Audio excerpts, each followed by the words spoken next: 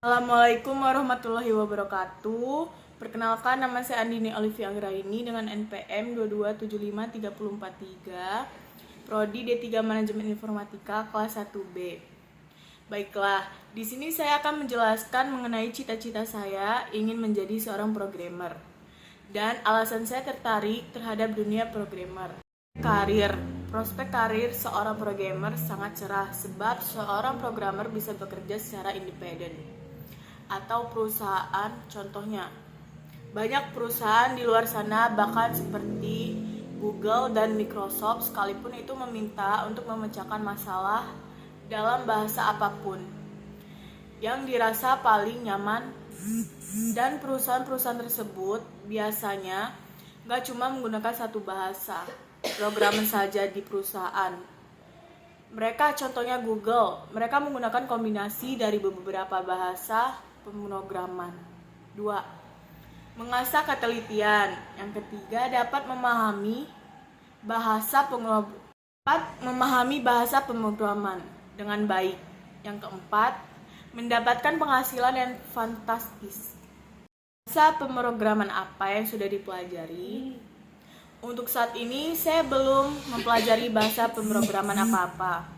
Namun, saya memiliki ketertarikan dan kemauan untuk belajar bahasa pemrograman high level legend.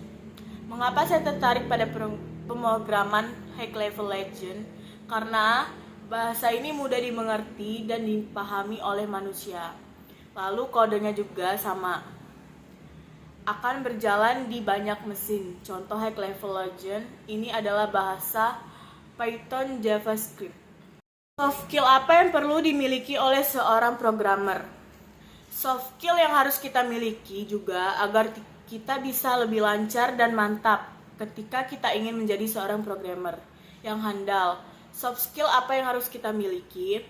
Soft skill yang pertama itu disebut dengan humility, atau artinya kerendahan yang jadi seorang programmer.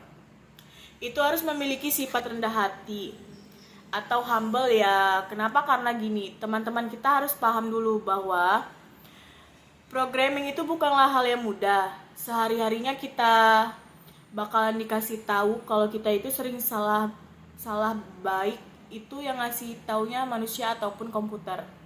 Bahkan seringkali sih komputer yang ngasih tahu kita akan sering banget ketemu dengan error atau hasil yang gak sesuai dengan harapan kita, dan itu adalah hal yang wajar dan manusiawi. Itu akan terjadi di level manapun dipelajari programming. Mau saat baru belajar sampai dengan saat sudah menjadi senior programmer atau expert di perusahaan besar sekalipun, kita akan sering banget diingetin bahwa kita itu sebenarnya gak keren dan sejago itu, mengingat kita tahu bahwa di dunia programming itu teknologi berkembang sangat pesat.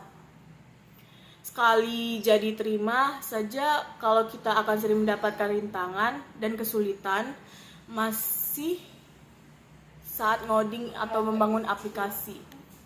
Soft skill yang kedua yang harus kita miliki adalah hacker mentality. Definisi awalnya hacker itu adalah orang yang membuat sebuah furniture menggunakan kapak, tapi sekarang bergeser jadi orang yang menikmati eksplorasi detail dari sebuah sistem yang dapat diprogram.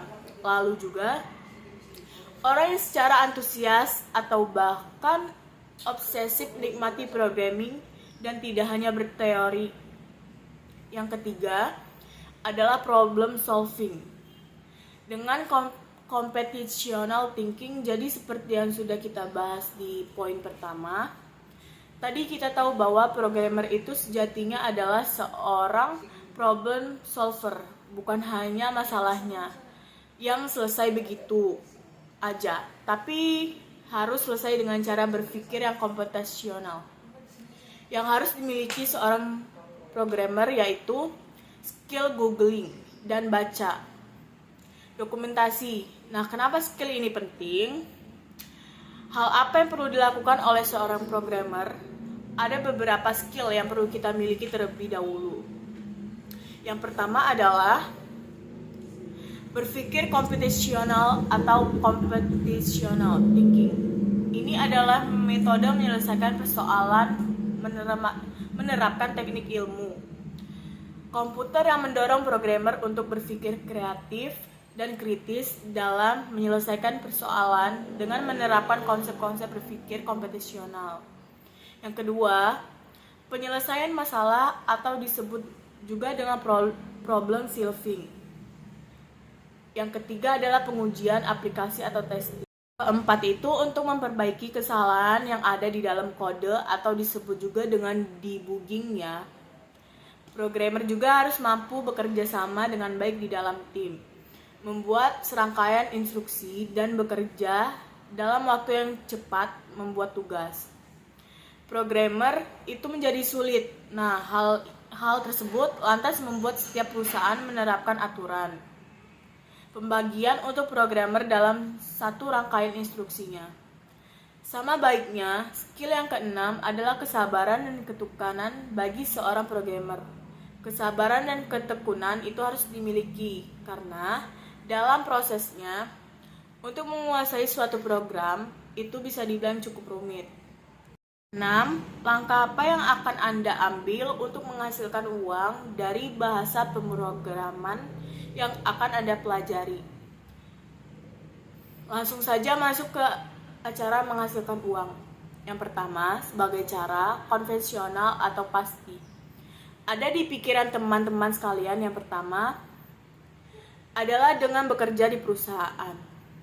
Yang bekerja sebagai web designer, web developer, front end developer, backend developer atau full stack. Misalnya di sebuah kantor atau perusahaan. Kedua adalah dengan melakukan freelancing atau kita menjadi pekerja lepas. Jadi kita akan terkait ke sebuah perusahaan. Cara ketiga adalah dengan membuat digital produk. Digital peledak yang dimaksud adalah macam-macam. Ya bisa kalian bikin, misalnya sebuah plugin atau library. Untuk macam-macamnya, ke nomor 4 ini yang saya sebut dengan content creation content. Yang saya maksud di sini ada 3 yang saya kategorikan. Yang pertama adalah video.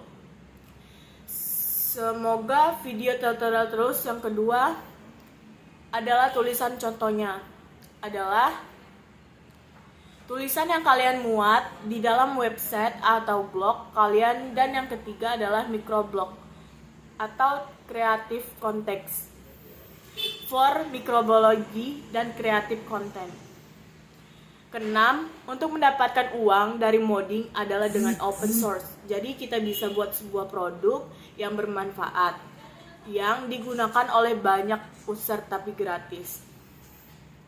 Dan video dari saya ucapkan terima kasih. Wassalamualaikum warahmatullahi wabarakatuh. Bye-bye.